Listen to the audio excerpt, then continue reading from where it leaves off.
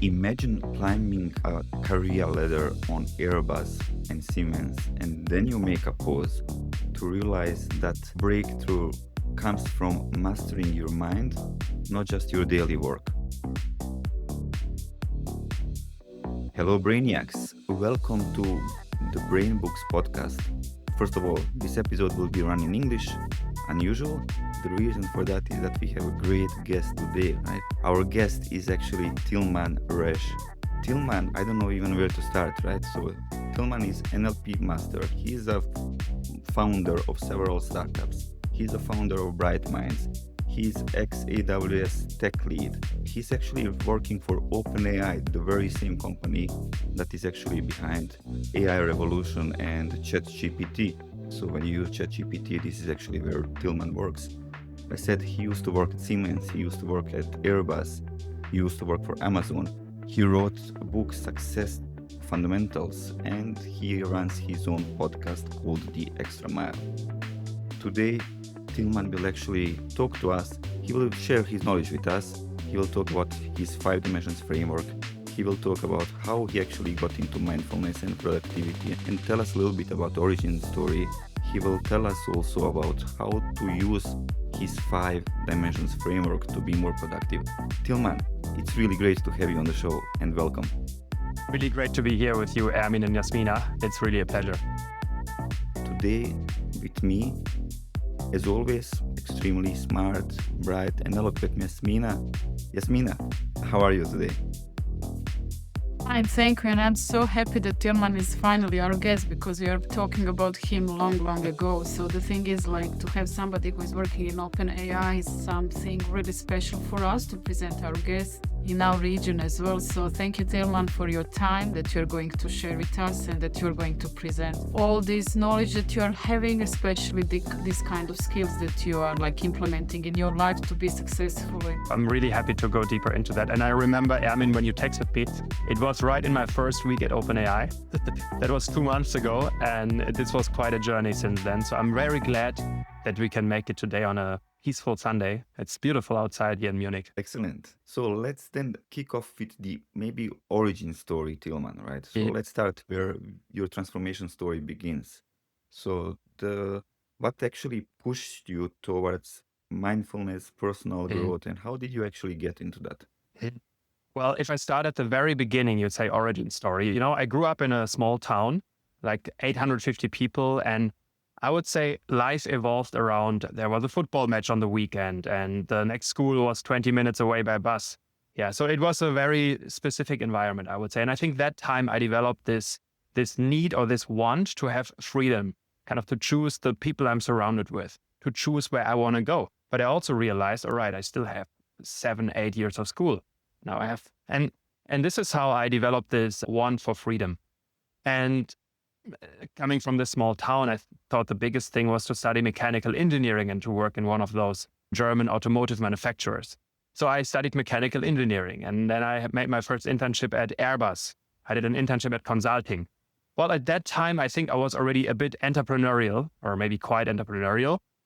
But with the difference, I started things, but I wasn't really sure why I was starting them. So if I look back at them, they were not really aligned with my vision or with what I wanted. That time, maybe I didn't clearly know what I wanted yet, but I was moving in a reasonable and a good enough direction. So then I did an MBA. I ended up at Siemens in product management for software, which was, I could call it serendipity, which was, I don't want to say coincidence because I had been working hard at that time. And, you know, I was always very curious. So when there was an opportunity, a window opening up, I would look into it. I would open that door. I would see what's behind it. And it wasn't always the right door, right? But then I would go back and then find another door. And so I was already very curious. And I think this is what then brought me from mechanical engineering really to software. And this was a field that really resonated with me because, you know, in software, things are moving faster. Things are quite dynamic. And then after 3 years at Siemens, I always had this, or then since long, I already had this dream. What would it be like to work in an Amazon Web Services or in Google?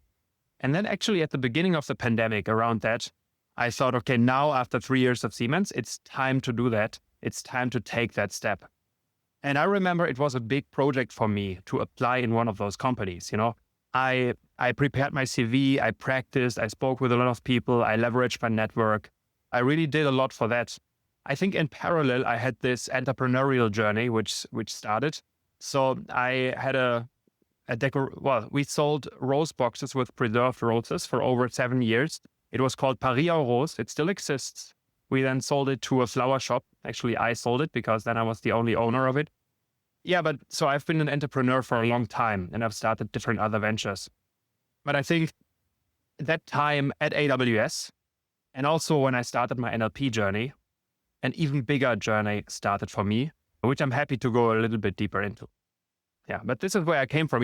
What I love to do in my free time. I love the outdoors. I love going for a run, challenging myself. I love going to the gym. I love taking a walk. I'm having a deep conversation with a friend, meeting people. I can be quite satisfied just being by myself, but I also love connecting with other people. So that's a little bit about myself as well. Okay, excellent. Tillman, let me ask you one more question. You said, okay, you're a type of a person who actually opens a lot of opportunities and doors in order to investigate which one is the right for you. I'm quite similar on that, and I know that the price for that is sometimes that you're actually very tactical, not you, but me. So very tactical, and you just go for different opportunities, and then sometimes that strategical thing is missing. And the other drawback of the approach could be that then because you have multiple opportunities open, which I really like, is also that you need a particular method to stay sane, right? To make sure that you know what you work on and what are actually your priorities, and to have mindfulness factor that actually helps you keep and be productive without actually going into burnout. Is that something that actually pushed you in a direction of NLP, or how did you find the NLP for yourself? I found NLP for a different reason, but I think intuitively, I knew I had an intuition that I needed it for all the things you described right now. If you look at my lifestyle now, at my last weeks, it really requires some very specific habits. It really requires this conscious mindfulness because people tell me, Tillman, you're so in Zen, you're so relaxed. And then I see what you're doing. How do you do that? So it requires a specific set of habits, but also a specific mindset. The reason why I originally signed up for an NLP seminar, it was, my former boss at Airbus, he inspired me to do so because he said, there is this NLP, it's very powerful. It's so good for business communication. And I had this in mind. It sounded interesting. But the reason why I signed up, it was maybe one of the lowest points in my life. It was after my AWS interview. I thought I had completely messed it up. I had these 5 interviews and the interviews are tough. And after that, I had nothing but regrets. Okay, what could I have done differently in this interview, in that interview? Could I have prepared better? I had really some sleepless nights. And 1 week later, I was in Spain with a friend. We were on a hill hiking, and I got this very unexpected phone call. And actually, I got into AWS. They said, you did great in the interviews, because they were looking for exactly that curiosity, for all these edges, I would say.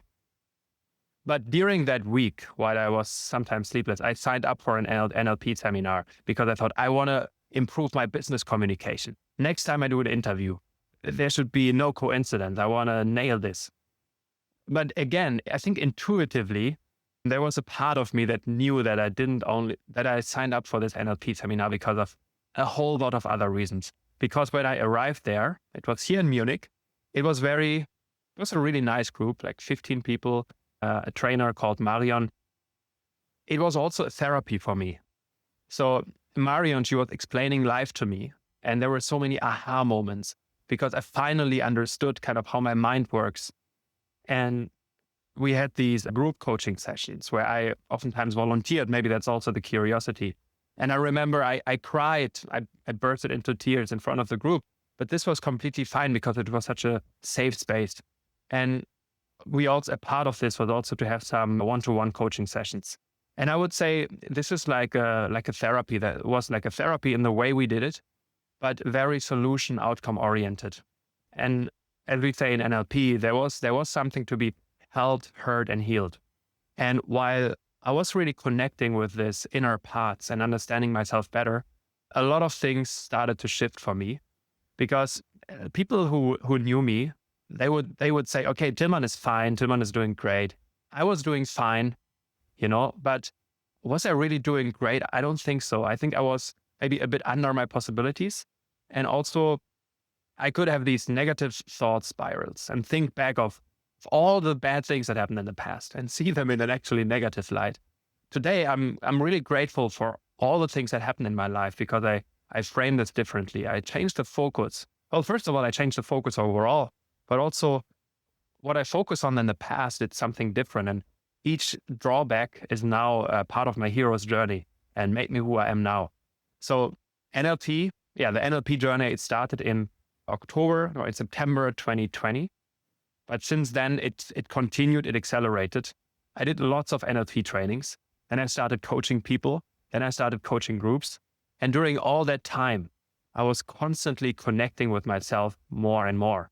And as I tell you the story, I mean, I feel the beauty of it. I feel very good when I speak about it, because I know how transformative it was for me. Yeah. Funny enough, Ismail, let's maybe dive deep into NLP already here, Tillman, if that's okay. Why? Because I also know a lot of people that are actually went for NLP more because it's a personal therapy, and it actually helped them also process some things that happened previously in their lives, and not just to be better communicator, not just to go in a business, but they needed that personally, and they're very extremely positive about NLP. For our audience, so for technical audience, just a small digression, for technical audience, NLP means natural language processing, which is not what we're talking about. This is the AI method, right? So how the computer can understand you. But what we're talking about under NLP is Neuro-Language Programming, right, Tillman? I think that's abbreviation, right? It's actually a lot of people are saying, okay, this is actually great. It actually helps. It's mind hacking, and it helps me actually to go forward. Some people actually call it a pseudoscience, and they think it's a kind of form of manipulation of other people. So what is NLP?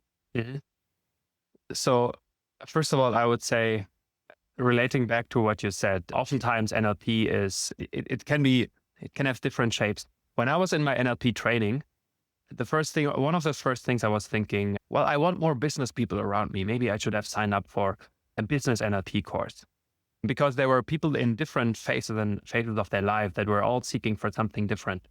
But what I learned over the years is that things are happening for a reason. So I think these were the exactly right first touch points that I had with NLP, because I needed it. But also all the things I learned there, they shaped who I am more and more. And this person is showing up in private life, it's showing up in business life. And since I did all of this, everything is just going much, much better. And this is then for me, but also for all the other persons in the room. Yeah, the way I show up, the way I connect with other people, the way we get into a synergy and create great ideas and plans how to do that, create a joint vision and the why together. So I wanted to say that, sometimes, I wanted to say that, but now to get back to your original question, this bias that there is out there sometimes for NLP. So I would say NLP is a very powerful tool. And this very powerful tool, it has helped a lot of people. It has helped me tremendously. It has enabled me to help a lot of people again.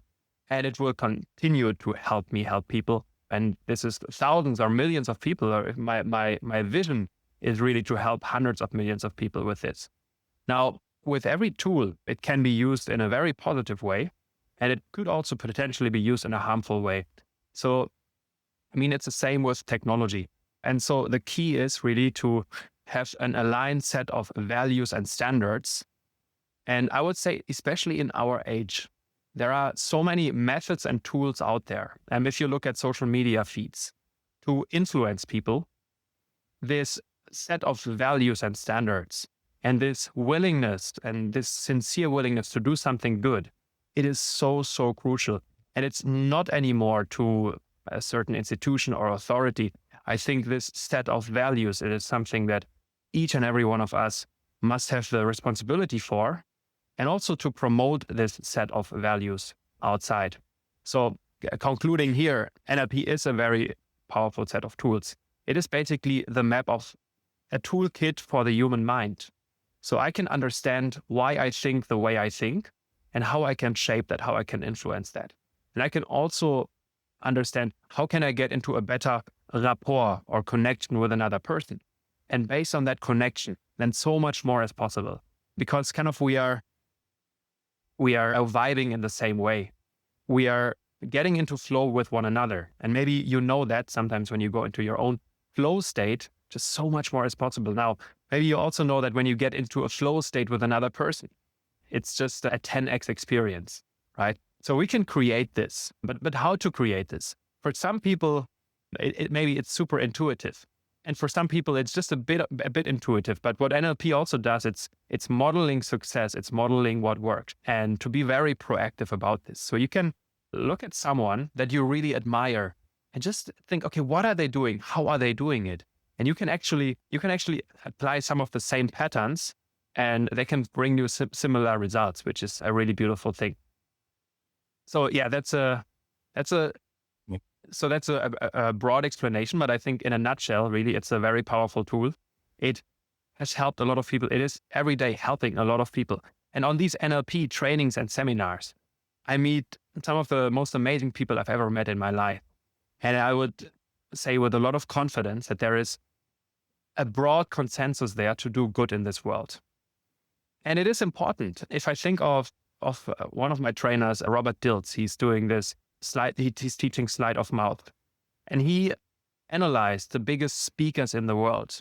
And they would go in front of an audience, I mean, even thousands of years ago, and completely change the opinion of that audience, right?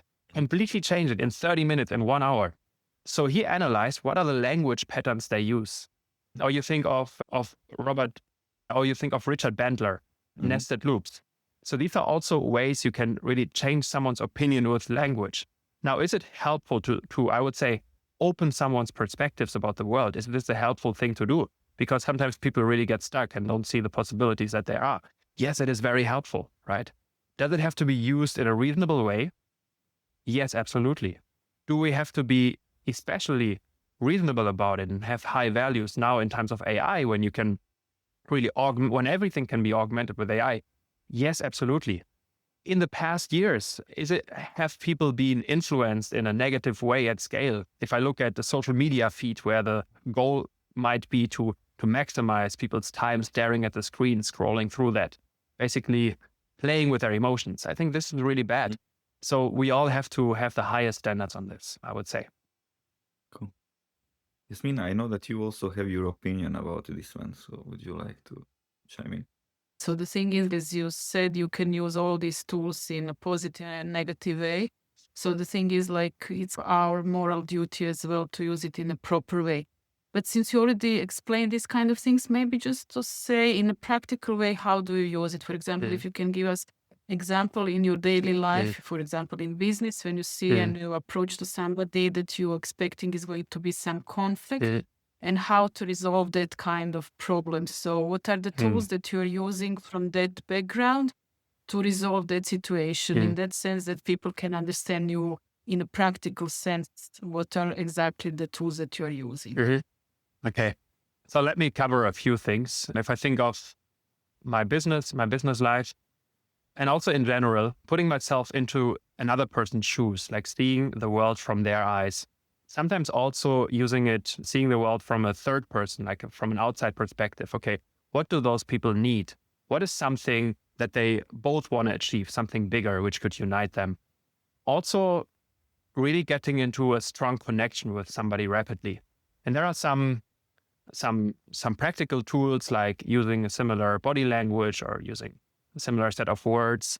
There are lots of practical NLP tools that I've learned that I think I'm now using intuitively. But if you look at what the biggest trainers of NLP teach, including John Grinder, so I visited 2 of his seminars, intensive seminars, it's then a lot about intuition and intuitively doing those things. So I would say now in the business context, I don't pay attention to any patterns that I use. I just feel that I get into a strong connection with another person quite rapidly. getting back to this, seeing the world from another person's eyes. So this, I would say, oftentimes enhanced consciousness in specific areas that I got through NLP. It helps me in a conversation with a client where my colleague would tell me, oh, I think this client, they don't want to work with us, or they are so against it. They are pushing against this. I say, wait.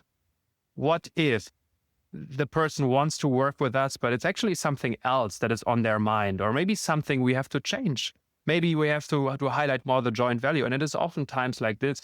So, and these nuances, they are really what makes the difference in a project that you want to do together, but also in a business relationship.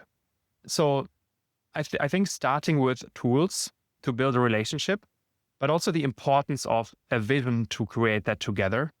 And one of the things that I consistently do with my clients, and probably my clients would confirm that, I define a joint vision together, or we define a joint vision together, and we define a why together. And the people are aware of that. And this is how we create very strategic partnerships. And of course, these are partnerships where it really makes sense, right? We wouldn't do this if it doesn't make sense. So whatever it is that you are doing or selling, I think it's crucial to do the right thing. So this is something I want to highlight. If I think of my day-to-day life, like this morning, I went for a run, and this is not just running, it's also conditioning my state. I listened to a gratitude tape. I listened to my goals. I did my push-ups, which is a habit. So putting myself into a very positive and powerful state. I could also be saying, yes, yes, yes. And it would consistently bring myself into a good state. So this is a way of anchoring this with a certain movement, with a certain word. So this is just a small set of NLP habits that I use. If I think of the way in which I teach larger audiences, so I organize workshops sometimes, I organize events. So on Thursday, we have an AI community event here in Munich with 110 people. So this is obviously not an NLP seminar, but the way I show up and the way I connect with that audience, it's a lot of NLP. The way I connect people with one another, it's, I develop these formats then quite intuitively. But if you would analyze it, there is a lot of NLP behind it. Usually when I bring big groups together, I start with 3 questions. So I let people ask each other 3 questions, which make them connect on a very, very deep level. And if you activate an audience in that way at the beginning, they just open up. And when people open up, they start sharing things that are important for them. They start feeling seen, feeling heard, feeling seen, feeling heard. And this really influences the dynamic of this group. And some people, they go home and then they had an evening with some insights that can be really life-changing. So yeah, that's I would say a brief summary. And in the rest of the episode, I think I will think of more examples of that. It's excellent. Actually, you're almost quoting the next book that we will process in Brain Books, Super Communicators from Charles Duhigg. I don't know if you know it, but you actually mentioned a couple of things from that book that I thought, okay, he's almost quoting Charles Duhigg from the book. But it's interesting that you can actually take NLP not only to become a better person, but also to kind of help your customers or be better professional. And I see that this self-reflection, that a lot of professionals, especially on the tech side, they trying to be better techies, treating this self-reflection and personal growth as a side hobby instead of a real competitive advantage. And just because I know you even before this episode, right? I was there on your presentations. We met in the office before, and I also met you personally on a couple of meetups. You do have that impression of very grounded person. And then you earn trust somehow from the people, at least on the stage when I saw you and also on different workshops. You earn trust of the people. They feel kind of listened and they could be helped. So I guess this is also a lot of NLP. Maybe you were like that before NLP, but I have an impression that a lot of that NLP is actually coming through the way how you do your presentations, how you organize your workshops and things like that. If I can share something quite deep, I think people probably feel safe in my presence, and there is a reason for that. It's because I open up. Like I'm really an open book. The reason why I can do that is because I did a lot of self-work, because any part inside of myself, I can show them. I'm okay sharing something about a phase in my life that was more difficult, sharing some emotions. Yeah. So I'm okay doing that. And I think this kind of creates trust. I'm also now doing things in my own way, doing things oftentimes in a playful way, which maybe also encourages people, okay, to do things in an unperfect way or to really show up as they are. And I think that's something quite subtle, something quite invisible, but which is doing a lot. But then also some other techniques. We speak about communication. So I've delivered some communications training last year. I think I want to deliver them again this year because it's just amazing. I get a group together, typically like 20 people.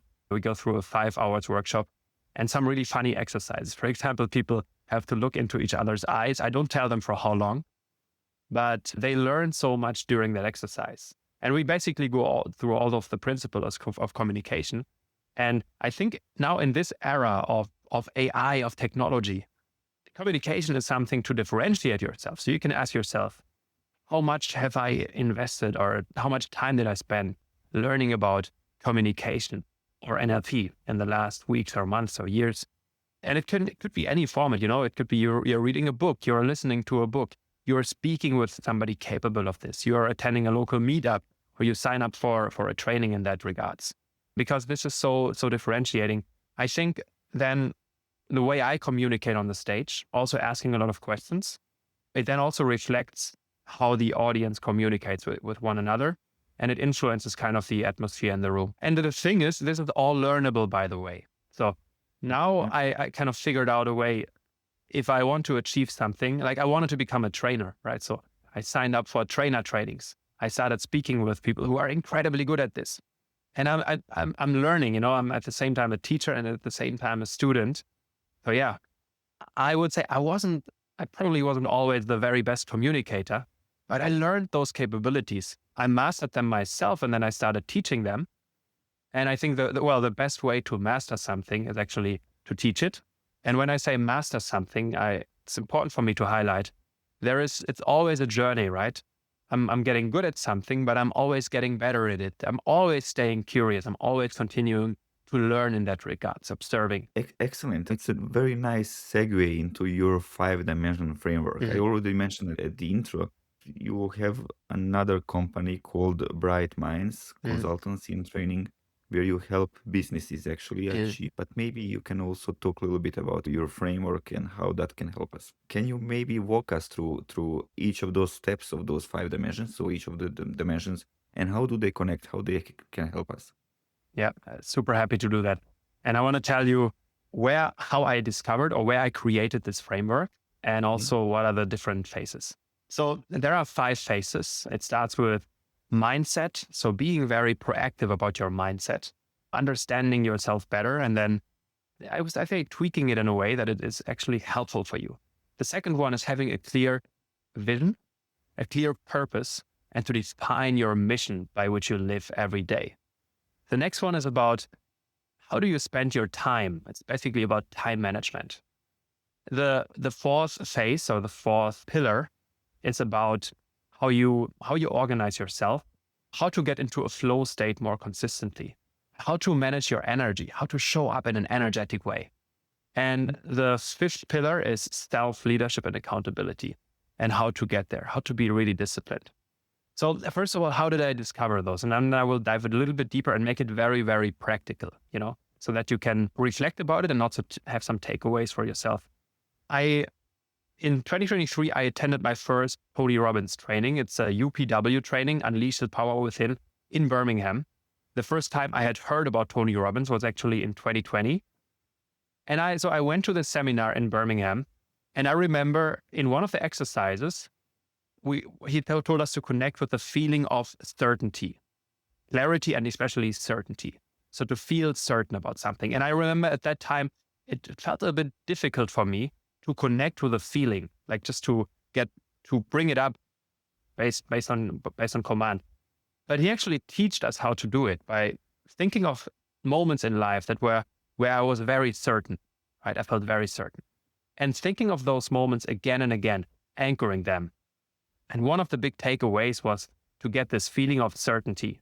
And in that feeling of certainty, but also there was so much transformed inside of myself in those 4 days. I almost get goosebumps when I just think about it. In the mornings after the UPW, I was sitting down and writing down, okay, if I teach people something, these are the things that it should have. And really in those following mornings, the 5 pillars framework developed. By that time, I had some idea about those different phases, but not so much yet. So then I spent I had started kind of before with different elements, but it wasn't so clear. I spent the next 3 years developing this framework more and more and more in depth. So I attended trainings. I listened to a lot of books. I read a lot of books. I sometimes publish about the books also on LinkedIn. So I really became an expert in those because I learned about them. I attended trainings, but I also started teaching about them. So then last year, I really started doing it more broadly. So I did workshops about that. So 5-hour workshops. I did a several months coaching program with clients in it. I coach people one-on-one with this framework. I do online sessions frequently. And I think this year I still want to do a few online sessions and also a few on-site. These days I'm doing a bit less of it just because of the many projects I have. But I'm very passionate doing it. And each and every single person that is touched with it, it transforms their life in a good way. So let me speak a bit about the 5 pillars, and I will do it really in a nutshell to make it very practical. So the first one is to be proactive about your mindset. And maybe you know the book, The 7 Habits of Highly Effective People from Stephen Covey. Chapter number 1 is to be proactive. So, and this is about your beliefs, the way you see the world, your identity, the way you see yourself. And there is this big power inside of us humans to stay consistent with how we see ourselves. So having a good identity, a good way to see yourself, it's super, super important. Also getting an understanding, okay, what are my needs? What needs are especially important for me and why? So there are these 6 human needs, which I'm teaching about. It's a concept from Tony Robbins. It's this need for certainty, for uncertainty, for significance, for love and connection, for personal growth, but also for contribution. And typically people, they prioritize certain needs in different periods of life, and they have different vehicles to fulfill them. So I won't go too much into detail now, but it might be that somebody, they want to grow, but all they focus on in life is certainty because they never get that certainty that they want so much. If they realize that this is what they really want or need, they can fill that to be able then to focus more on growth. So having an understanding of these human needs, or maybe sometimes there are very unhealthy ways to fulfill needs, right? Somebody could smoke in order to get certainty or to get variety, but maybe there are more healthy vehicles to do that. Or somebody might really depend on only one person to get love. And love is something they want so much, but maybe that's an indicator that they could love themselves a little bit more and also get a little bit more connection in their life. And connection is something you can also get from connecting with the nature, from just connecting with a good feeling. So we have being proactive about your belief system, your identity, being conscious about the human needs, being conscious about your emotions, getting into a good state consciously. So what I oftentimes do in the morning, I do priming. So it's also a concept from Tony Robbins. It's a 16-minute YouTube video. You start with breathing. Then you feel gratitude for amazing things that happened in life. You feel energy going through your body. Then connecting with some things in the future that you want to achieve and feeling them as if they are really happening, feeling them as real. And then bringing this all together. So it's 15 minutes of mindfulness, of connecting with good feelings. And imagine starting a day like this with such a state where you already anticipate all the good things that are going to happen during the day. And there are then other concepts, how with language, the words that you use, words that you repeat inside of yourself. It could also be affirmations. You bring up good emotions. What you focus on, do you focus on all the bad things that could potentially be happening? Or do you focus on the good things? Do you focus on the outcome? And also the way you stand, the way you sit, the way you move. It's doing a lot with the emotional state. This is pure gold, Tillman. So thanks for sharing it. So it just also reminded me that when you do journaling, for example, or when I'm doing journaling, the recommendation is always to start something like, what are the 3 things that I'm grateful for? Or to kind of have that positive mindset towards your day and your life. Why? Because there was a research that says that if you actually start thinking positive and if you teach yourself to think positively, your brain is then wired differently. So in your work and your day-to-day interaction with people, you're more creative and you actually recognize opportunities versus if you would actually see only negative things, you're immediately closed and you cannot actually even think out of the box because you don't see the path forward. Imagine going through the day where you are open for all the possibilities that there are. Yeah. And there are so many opportunities, right? But we have to stay open for them. Basically, we have to send the message to the universe, I want this and I'm open for this. And then you shall receive. I think it's a great transition now to the second pillar, which is really about creating a clear vision and creating a clear purpose and kind of living a life of mission. So a few personal, maybe a personal story about that. I remember back in the days I was sharing with my coach, how can I find my purpose? I feel like I haven't really found my purpose yet. And he started to make fun of me. He said, well, look around you, look in your room, look in the shelf where maybe you find your purpose there. Or maybe go outside, maybe you find your purpose there. So he was obviously making fun of me, but in a very kind way. But the message that he wanted to convey is, purpose is not something you find, purpose is something you create. So there might be some indications in your life or some hero's journeys, some things that were difficult once in life, and then you developed a certain set of tools and skills to overcome them, and it made you incredibly good at something, right? So there might be some signals, but ultimately purpose is something to create.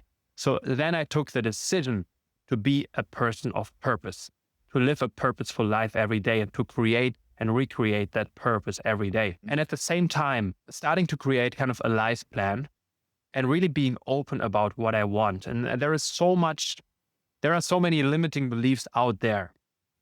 I would say the environments that I create for myself now, there are less and less of these limiting beliefs, but there are circles out there, or there are a lot of people that would say, all right, just don't dream too big, or just don't create a goal, because if you don't accomplish it, you will be disappointed anyway. So just go with the flow. If it happens, it happens. If not, it doesn't matter. I mean, that's a valid way of living. I think each and every single valid way of living is good. It's fine. It's just not my way of living.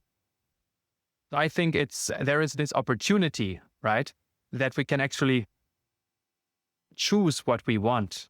We can create this clear picture and then give it, like, with our body, mind, heart, and spirit, like really consistently, congruently focus on that, creating that vision, and then moving towards it.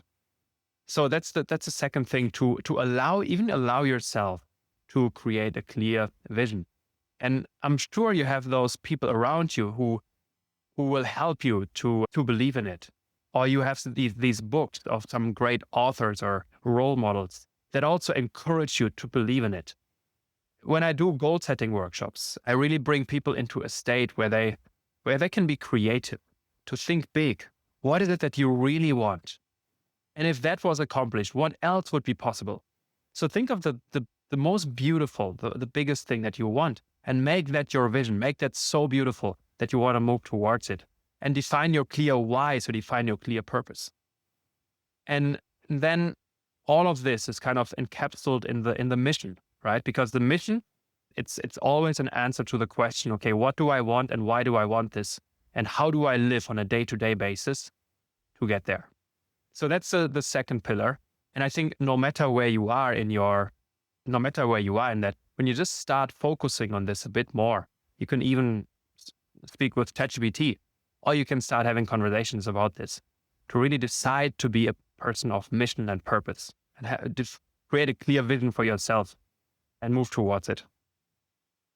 Maybe just to ask you, since you mentioned some books that you really got inspired, maybe just to recommend our audience as well, what kind of books you would like to recommend? Every time somebody asks me, I give a different answer. So it's just the books that come to my mind. Definitely the 7 Habits of Highly Effective People. I I listened to it 3 times. I read it, and I even attended some intensive class about it, because one of the key messages is all the principles, all the methods out there, they have been out there for decades, for centuries. These are kind of universal principles, actually. And we just need to live by those principles. So this is key. I consumed a lot of things from Tony Robbins, so I would encourage you to at least read a book like Awaken the Giant Within, or attend one of his, I would say, entry seminars. They are relatively affordable, and it's 3 or 4 days. You're going to meet amazing people. So that's a seminar, I would say. And there are also a few more that I would recommend. And yeah, in terms of books, one is also The Gap and the Gain from one is called The Gap and the Gain from Benjamin Hardy and Dan Sullivan. And they speak about focusing on the gain, focusing on the good thing every night before going to bed. Being grateful about 3 things, 3 gains of the day. Focusing on something good before you go to sleep, because this will kind of influence what your mind focuses on in the night. And also their book, 10x is easier than 2x. Because if you think, how can I achieve 10 times as much? You have to think of completely new ways to accomplish that. If you think, okay, how can I get 20% better? Right? Maybe it's you put in 50% more effort, or you spend 50% more time to get these 20% out. But if you want to have a significant leapfrog, if you want to make significant progress, then you have to think of completely new ways and think bigger. And of course, think bigger, it's also something that we do now to connect this back to the corporate world. In AWS, in OpenAI, we want to think bigger, right? So we have to be curious to think of completely new ways of accomplishing something, but also consistently have this gain focus, because in those challenging environments, I could be comparing myself all the time to someone else or to another company that is doing something better or differently.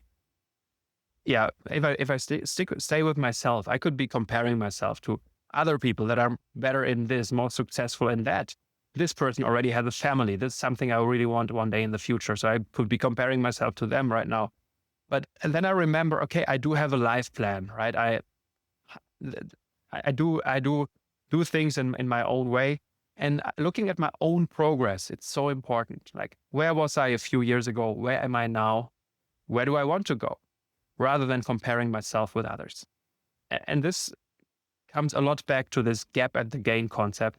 So focusing on the gain, and in that positive state, then you can go to your next level, whatever it is. Basically, comparison can draw us back, but as well, we have something is inspirational to go forward. So to have the balance between these two, it's really important, especially for the young people when they're like upset what's going on social networks, and to see really some kind of unachievable things in a way. That's frustrating. And I think for young generation it's very important to talk about that topic. And also realizing it's completely natural that this may happen sometimes. And it's also a conscious practice to focusing on those gains and on your own progress, right? Yeah, so this was the kind of the second pillar. I want to go through the other ones also briefly. The third one is about time management. So how do you spend your day? How do you spend your time? We spoke about social media. There is also this phenomenon of watching, for example, Netflix for several hours, or even to be in a conversation that is not really helpful. So you can think of the last day or think of the last week. How did I spend my time? And for me, a great concept is really the time matrix from Stephen Covey. It's also, some people call it the Eisenhower matrix. So there are these things that are not urgent, but important. And this is high quality work that is aligned with your purpose, something you are passionate about. Even recreation time, if you take a run, if you meditate, if you have a high quality conversation with a person you love, relationship building. So these are all things that are not really urgent, but that are important. And this is the most rewarding time. But then there is also time then there are also things that are important, but also urgent. So when it's urgent, there might be this aspect of fight and flight. Okay, I must get this done. Otherwise this and that's what happen. So there's pressure involved, which is in general less healthy. So you want to do better planning to spend less time in this urgent quadrant or area. But anyway, these things are important. So reflect back, okay, what are the things are important that I did recently? But then there's also this whole other category of things that are not important. And there are things that are not important and urgent. And this is, for example, when you get an email, something has to be done as soon as possible. But if you think of it, it doesn't really matter. It's not really urgent. But this urgency, it sometimes gives this illusion that something actually matters. So be aware of those things. And these things you typically want to delegate, or sometimes these things, they don't have to be done at all, but you have to communicate it. And then there is this fourth pillar of things that are neither important nor urgent, which is scrolling through social media endlessly, which is watching Netflix or nothing against Netflix. It could also be one of the other platforms, but watching series or movies for hours. And that being said, social media can be quality time. Watching a movie, it can be quality time. No matter if you do it with yourself or with another person. But then it has to be dosed and doing it in a very conscious way. Okay, now I want to really communicate with another person. And then you may conclude, maybe I just give them a phone call. I realize people call each other less. So I do that because I'm in sales. I just cold call people. Sometimes it's surprising people, but people are typically so happy when I do. And I keep the conversations relatively short typically, but it just to connect with another person via voice, it's so beautiful. And then this was absolutely a quality activity. So when I first heard about this concept from Stephen Covey, he even spoke about having this Q2 culture. So Q2 is this quadrant of things that are important and not urgent. Having this culture to inspire people to live in that way. And that time it was quite abstract for me. But the more I focused on it, right, the more often I read the book, the more natural it came to me. And now I would say I live a Q2 life by this principle. And I inspire my environment to focus on those big rocks. And I'm also still constantly improving to focus on the big rocks because there is so much opportunity. There is so much opportunity. There are so many possibilities. There are so many ways for pleasure, so many different ways of pleasure. That I really have to focus, okay, what is the thing that gives me fulfillment, not just in the moment, but also long term?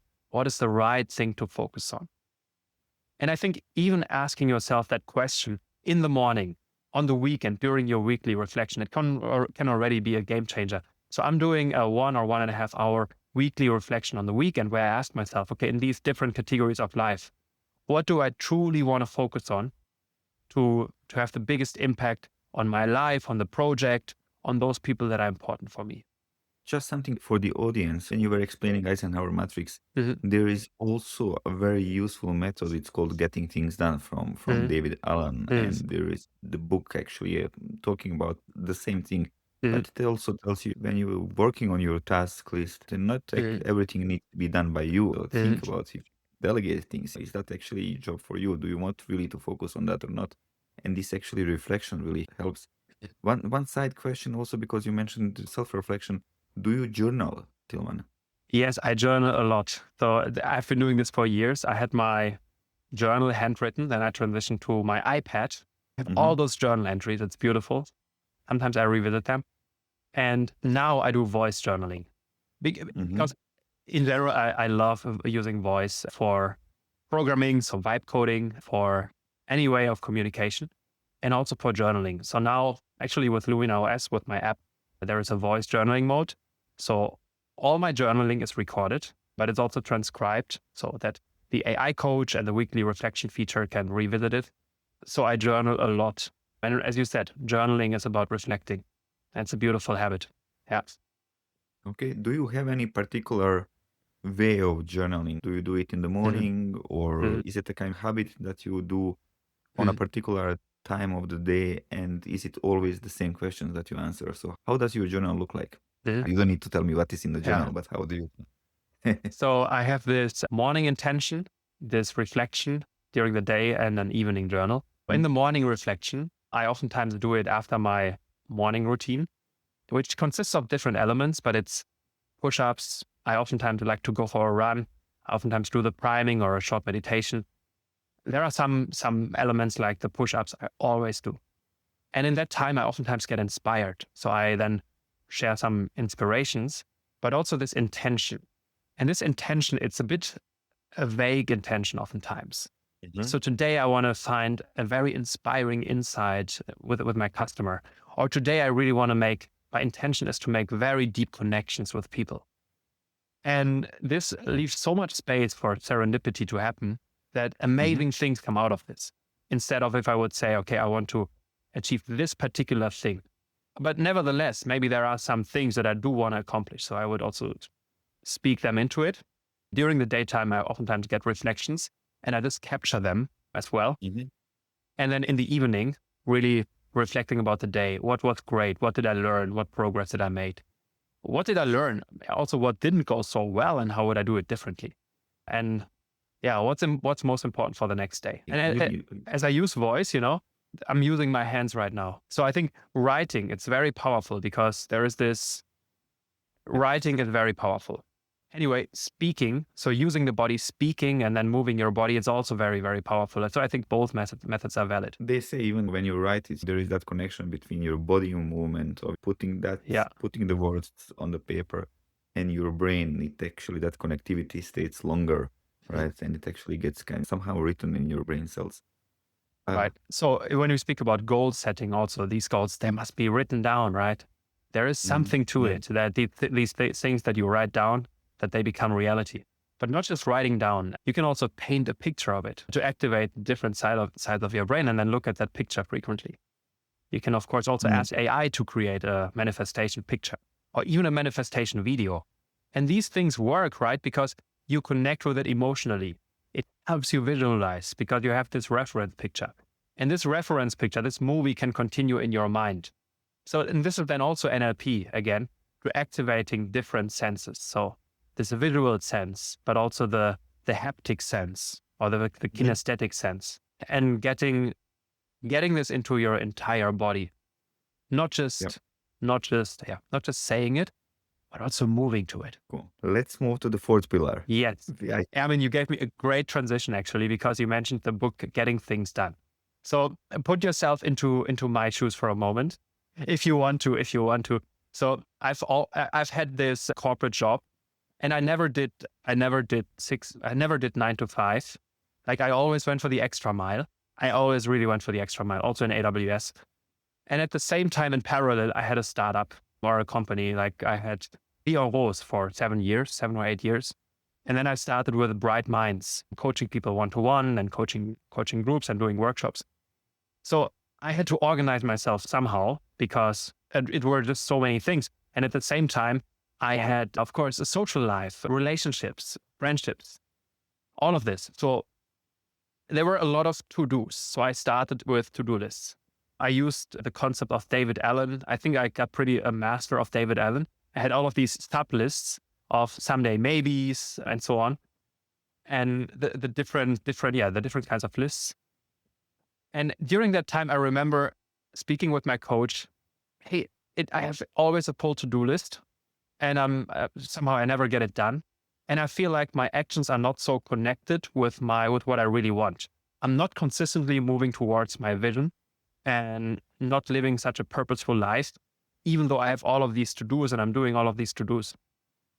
And the answer, so I sent the question to the universe. I asked my coach. I think I also asked other people about it. I researched about it. And what I found is this idea and concept of outcome-based life creation. And when I first heard about this, I thought, all right, this is not interesting because I've already mastered this. I already know that. I already know task management. That was my first thought overall. Be aware, whenever you hear yourself saying, I already know that, it's a dangerous thought to have because there is always more to learn. There are always new perspectives. So I attend training several times. I listen to books several times because there are always new perspectives. But in this particular sense, I had an intuition that the things that I had learned about time management and task management, maybe there was something more to it. And then I learned about this concept. And the first time I learned about this concept of outcome-based life creation, I thought, oh, this is way too abstract. I want something concrete, like as concrete as to-dos. I know and don't worry, I'm going to tell you now what it is. So the idea of outcome-based life creation is actually that you define certain areas of your life that are important for you. And for each of those areas, you define a clear vision and a clear purpose, a clear why. Let me give you an example. My physical body is an important area of my life. And I call it the powerful gladiator. Why? Because it's a punny word, right? It's kind of playful. And I have a clear vision. I want to live until I'm 150 years old. And why? And I want to still be fit and strong and also mentally clear. Why? Because I want to play with my grandchildren, right? I want to enjoy those beautiful moments for as long as possible. Life is such a gift. So imagine how I show up in the gym when I do my reps, my exercises. Imagine how I take my decisions on what I eat. It doesn't require so much discipline anymore. It comes to me naturally because I have a clear vision and I have a clear why. And this relates to all of the areas of my life. And I have professional areas and personal and private areas. And if I just connect with those areas frequently, all the actions, they come to me very, very naturally. So I still have my action list, but I actually call them my to-do list, but I actually call them action lists because action is more outcome oriented. Like, okay, I get into action now, but oftentimes I don't fulfill those actions. But it doesn't matter because really connecting with that category of my life, with that vision, with that purpose. Maybe there is a 10x way. Maybe there is a completely different way how I achieve that outcome. And I'm also more kind to myself because the ultimate standard is to live in that way. And it doesn't really matter if I do this one action or not. And then still, there are some actions that I define as must actions, and I definitely get them done. And it helps me to have more clarity in mind. So this clarity, it's actually a concept from David Allen, which is great. He speaks about this mind like water. So I want to have my mind so clear that it's almost like water. It's a great metaphor. And let's just imagine I had all those to-dos kind of unsorted in my mind. That could feel pretty messy, right? So organizing myself in some way, it's important. And by organizing myself, I can get this clarity, right? So also writing down my actions, the most important ones, then they don't have to be in this short-term memory. They are captured somewhere else so that my brain capacity can be used for the creative things, for the beautiful things. So outcome-based life creation, and this is actually also the concept that Lumina OS is based on. So the app that we have, which I will speak about more later. And this is a very crucial part of this fourth pillar. But let me briefly also mention some other aspects of it. So another one is energy. So how can I maximize my energy? And here it's important that you kind of nurture all the four areas of the human, the body, the mind, the heart, and the spirit. So being active, doing workout, but also having healthy nutrition, but also kind of feeding your mind with reading books, right? With learning, with developing, getting new perspectives, but also your heart with connecting with people, connecting with yourself, feeling love, feeling self-love, and also the spirit, the spiritual dimension, thinking about these big questions in life, meditating, getting very new thoughts, where you connect with the spiritual side, however you define it. So this is then about energy. And there are also, speaking about nutrition, there is food that is really draining energy, bringing energy down. But there is also food that gives you energy, that is like a fuel that makes you feel better.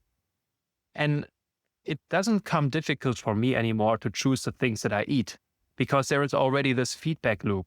So this intuition, I already know that if I would eat something bad, then I would just not feel so good. And ultimately, this flow state. So this is another part which we speak a lot about in the fourth pillar. So what are things that you can do to consistently get into a flow state?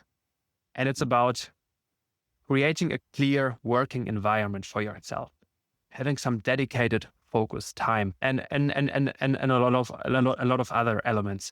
But then I also want to say this, the more often you get into this flow state, the more familiar that feeling gets.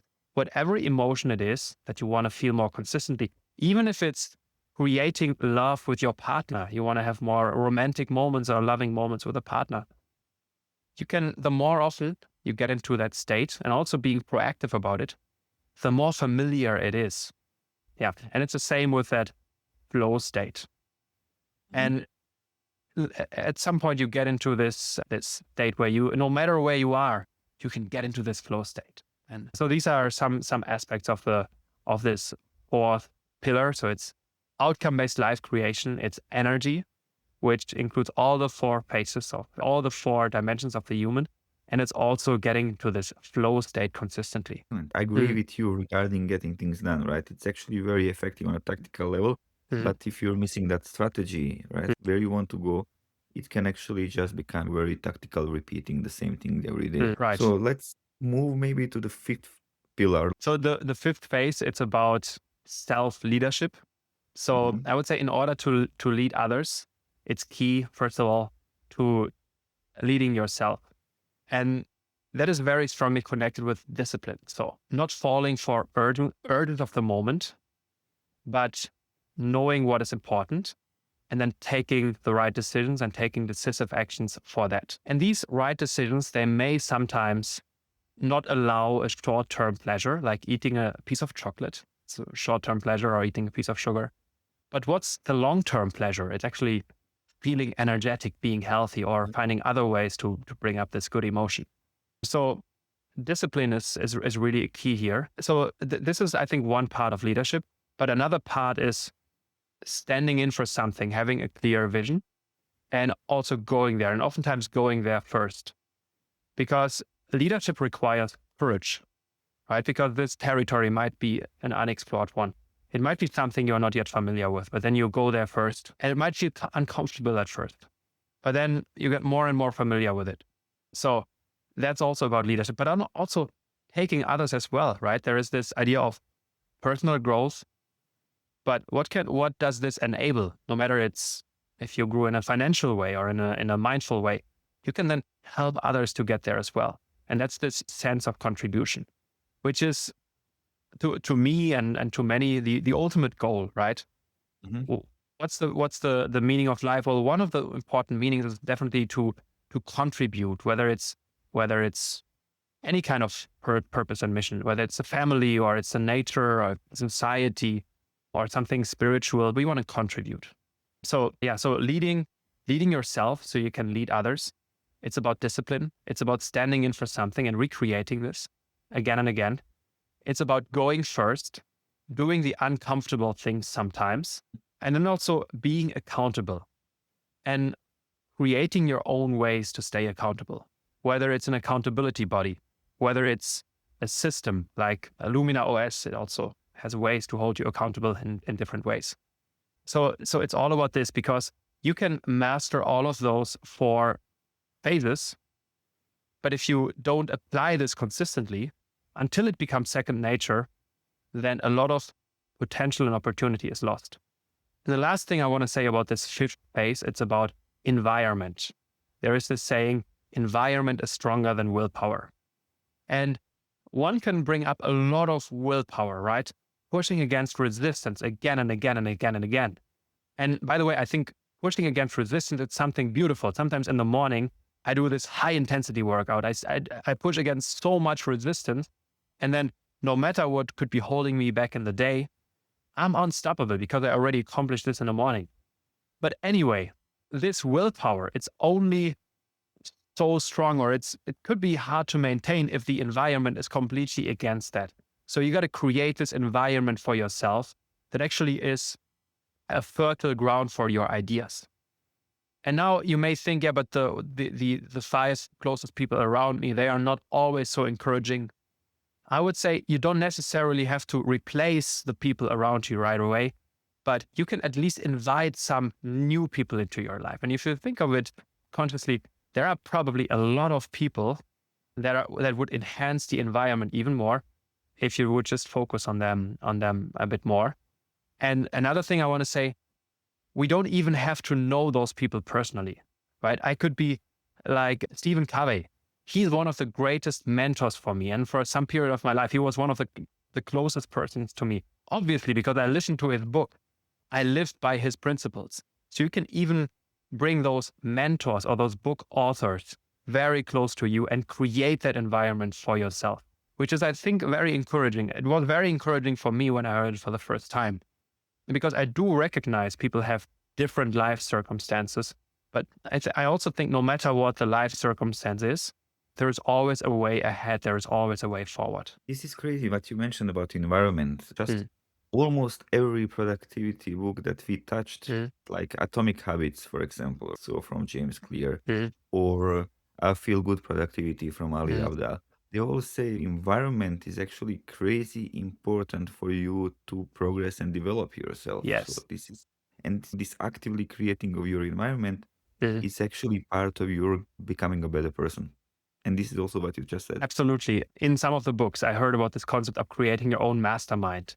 I heard it many, many times, and I didn't really implement it.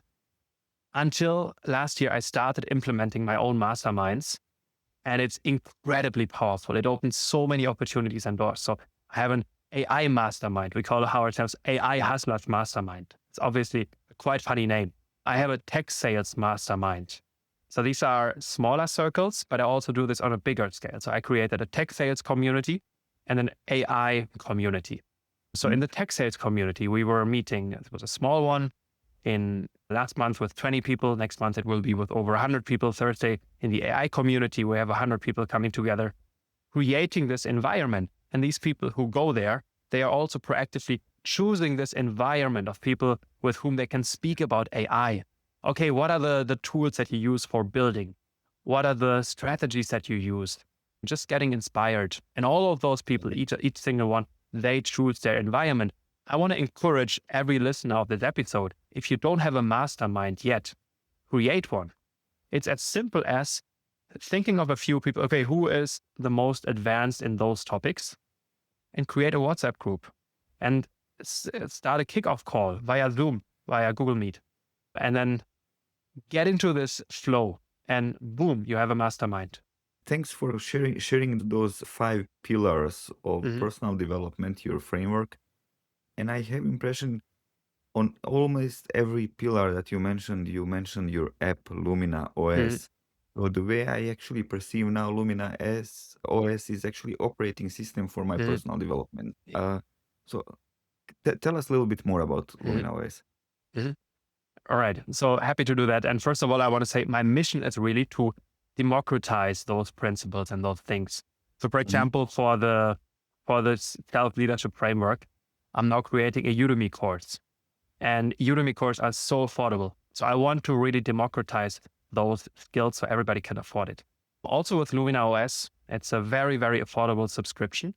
And it includes a lot of those principles that I just told you about and that I learned over the years. So it's a life creation system. So the way you would start is you would define your life categories there, and you can actually create them in a very intuitive way using voice mode. So you speak about the different areas of your life, what is important for you, why is it important for you? And it basically creates this category. It creates a picture with AI. Then you have these different life categories. And then you also think of habits, things that you want to do consistently in order to live a fulfilled life, but also to move towards your outcomes. So it's about these life categories. It's about habits. It's about journaling. So people journal there, voice journaling. There is an action management feature, which is very not complex, which is very easy to use. I'm so convinced that the input also matters and being proud and being conscious about the input. So there is a way of measuring your inputs, and you could manually measure your inputs. Some inputs are automatically measured. So one feature is you can listen to your affirmations. So every time I go for a run, I actually listen to my goals because I recorded them. We call them treasures. So you can record your own treasures, but you can also use some default ones that you listen to. So this is the language. This language becomes your own reality if you listen to this often enough. So this is also something which is measured. You can also capture your wins. So I'm capturing my wins, something I accomplished. You can capture this in Lumina OS.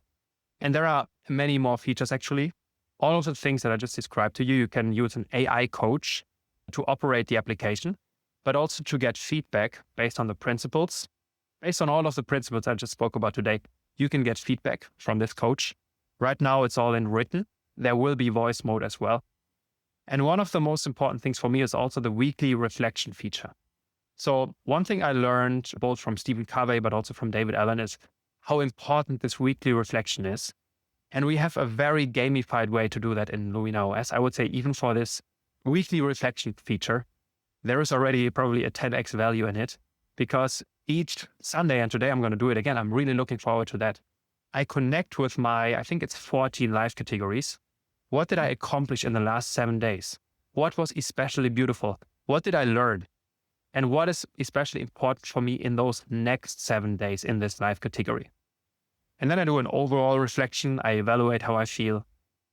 Then I start the AI, and then the AI is working for typically 1.5 minutes, enhancing this and augmenting this reflection, and also giving me feedback on my top goals. Like I have different goals also captured in Lumina OS, including a picture, making it very concrete. I connect with them frequently, but also in the weekly reflection, it gives me feedback about how am I doing in terms of my goals, in terms of the progress, and it creates a beautiful picture. And every time I see this picture, I tend to want to share it with somebody, and the client were saying this as well. So now there is also a sharing feature where you can share this with clients. And I would say it's probably time spent well with technology if you want to use this. But the goal is also to get into a certain way of thinking, into certain habits. It's just like using Duolingo. I think one amazing thing is that people get into a consistency. How you do one thing is how you do anything. I think people who use Duolingo to get very consistent in learning language, they can then become very consistent in doing other things as well, right? So this is an overview of Lumina OS. It is now accessible as a web app. It is also accessible actually already in beta mode for iPhone and Android. We will release it in the next days also officially in the App Store. Amazing. I'm going to definitely download it after this call. Good. And recommend also to our listeners to do the same and try it out and subscribe. You also wrote a book. Yes, this is called Success Fundamentals. And I think all of the 5-phase framework, I go really in depth into this framework. And in each of those phases, there are different fundamental principles. And this comes back to the idea of Stephen Covey and of many others, that the principles of a fulfilled life, they have been out there forever. And oftentimes people use them intuitively. And by the way, one thing I want to highlight is you can live a very, very fulfilled life. You don't have to listen to anything that I say. All I'm saying is it's just, I would say, an offer, a suggestion with some additional tools and perspectives that can be helpful.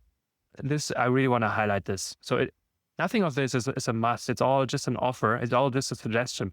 And for example, when you read my book, you will find those principles that resonate the most with you, and some that will inspire you.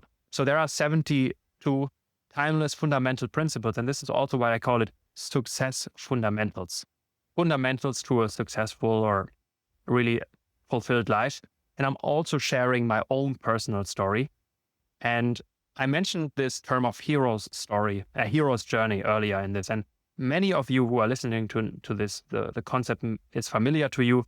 But usually when I ask this in a big audience, at least for 50-60%, it's not. So let me briefly explain this to you. So the hero's journey is really this idea of that life has different seasons. It's summer, spring, summer, autumn, winter, spring. Some things sometimes they are very seamless. They feel very, very good. Like it's really summer. It feels really good. But then kind of unavoidably, sometimes in life, winter comes, a period that is more difficult. But first of all, realizing that these are seasons, right? There will be another spring and summer. This gives a lot of hope in the time that is more difficult. But also realizing why this winter is there. If I think back of my own life, why were the difficult periods there? Well, they all teach me something. They all encouraged me to step up. And they encouraged me to step up in tremendous ways. But I'm also sharing a bit about those winters in my life myself.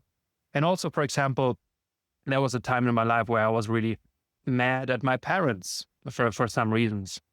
But I found peace with it, and I learned to love them unconditionally. And I'm actually grateful for anything they did and all the flaws that they've had. And I'm also writing about this in this book. And I remember when my dad sent me the message that he read it and that it really touched him.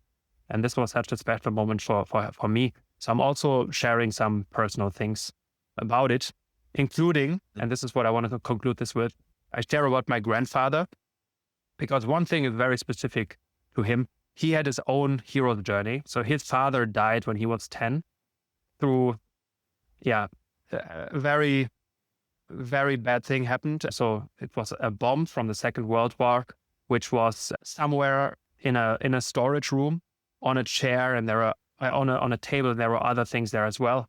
And then they were moving this table, and then it exploded. And this is how his father died when he was 10. That was in the 1950s. That time, there were no psychologists. He came to the hospital, he was just by himself. And then he came back, and then he was the man in the house, right? So he grew up in those circumstances, which was more difficult. But he had this want to change something, to have an impact. So he accomplished probably the biggest thing for him to accomplish. He became the mayor of our town. And he made a big impact over, I think, almost 20 years where he had that role. He was doing so many beautiful things in that village. And that's one journey which really inspires me, which tells me the lesson. No matter what the circumstances are, no matter how difficult the hero's journey may seem in a moment, there is a possibility, there is an option, there is a way up. And there is something, some beauty out there to be discovered or to be augmented. Amazing personal story, Tillman. Thanks for sharing it. I got actually goosebumps. It's really chilling. So thanks for that. Excellent. Love to my grandfather. I just want to say that. Yeah. And it's actually very nice that you feel comfortable sharing the personal stories in this podcast. So I really appreciate that. Not everyone can do that. And this actually drives, so that's the beginning of the episode when you said, okay, NLP also helps you to be more confident and share personal stories when you interact with others. We share a last one here. Sure. So I think I had this period of my life, for example, where in some of the relationships I had, I was looking so much for love. I didn't have that deep sense of self-love sufficiently. Mm-hmm. So then it was difficult for me to get out of a relationship, even though maybe it was time to get out of the relationship. I already realized it's not the right thing, but I was kind of depending on this love. And these are some things which I realized then through NLP. Or I was in relationships, like I was the one who was so much living a life of freedom. And another person, she was so much, certainty was so important for her. And we were both complementing each other. I was giving her more variety, right? And she was giving me more certainty. And obviously, well, these relationships, they can work out, don't get me wrong. But I think we were both also comforting ourselves. And in some ways, we were different in a way that we ultimately decided to go different paths. But even having this realization, it can help, because maybe we would have been the perfect match. And then we can just both work on this. Like I'm getting a bit more stable in certain elements into my life, and she's opening herself a bit more up for the other thing, which we did, by the way. But these are just some things to get aware of through NLP, which are beautiful realizations and reflections. Cool. We will talk also about that in the next episode. So when we talk about super communicators and how Charles Duhigg is also covering the relationships, the marriage and the fights and the different communication levels. But so it's also a very nice intro into our next show, Tillman. So thanks for that. Looking towards the closing today's interview with you, if there would be one idea, one thing that you would like our listener to start with and take away as learning from this episode, what it would be? The simplest habit or ritual, which makes a really big difference, I would say, is creating your morning ritual. Getting up early, it doesn't have to be extremely early, but getting up early, creating your ritual. Some non-negotiables for me is the 100 push-ups. Maybe having a moment of mindfulness, conditioning your state in the moment, conditioning your state. Whether you try out a 15-minute priming from Tony Robbins, you find it on YouTube, whether it's a 2-minute meditation, whether it is speaking or feeling the gratitude for 2 minutes, conditioning your state. And then the last thing you do on the day, or one of the last things, think of the gains, think of what you learned, think of what you are grateful for during the day, and think of the beautiful things you want to accomplish tomorrow. And if you think of what are the last thoughts before you go to sleep, visualize your ideal future. Visualize the beautiful moments of the next day, of the long-term future, because this is what your mind will process most in the night. So make yourself the gift to focus on something beautiful in the night. So these are the thoughts you want to focus on before going to bed. And these things can already make a big, big difference. From no matter where you are, you may say, oh, I already feel very, very fulfilled. And these habits, they may even give you additional insights, perspectives, maybe show you even more beauty. Or maybe you find yourself in a challenging or difficult moment in your life, or where you're looking for some direction. You will find this direction just by applying those patterns and taking those decisions. You scared me with 100 push-ups, Tillman. So if I would do it, I would probably show up in the office by 2 p.m. every day. Probably not being able to. Maybe for you it's 10 then to start. Excellent. Yasmina, any last questions from your side? Thank you, Tillman, so much for sharing your all advices. And I think people are going to find something very usable tools for them as well. So I think you read that, all important things that you wanted to say. And I hope you share all the knowledge that you have, of course, not because we don't have time, but still something that is going to be very useful for the people who are going to listen. Thank you so much. So I want to thank you, Yasmina and Ermin, for creating this beautiful space, for letting me share this. And also, thank you for doing this. You've been doing this podcast now for several years. I think you've touched a lot of people. So thank you for doing it and keep on doing it. I will definitely listen to the next episode of Super Communicated as well.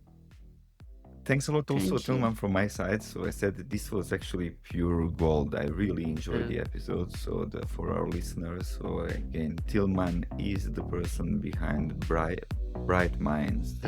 Go to brightminds.io. He wrote a book, Success Fundamentals. So check it on Amazon. You can go on YouTube and check the Extra Mile podcast that Tillman is doing, which is also crazy useful. Definitely download Lumina OS app. Go to Udemy once when your course is being published, and then just kind of take the training directly from it. Tillman, thanks for doing all that good work and democratizing this personal growth knowledge. I really enjoyed today's show. I know that you had a busy schedule. You just came from the United States and you're probably sleepy. But thanks again for sharing all those thoughts with us and with our audience. It was really a pleasure. Thank you so much, Ermin and Yasmina. And have a beautiful Sunday. Have a beautiful rest of the day. Thank you to all the listeners.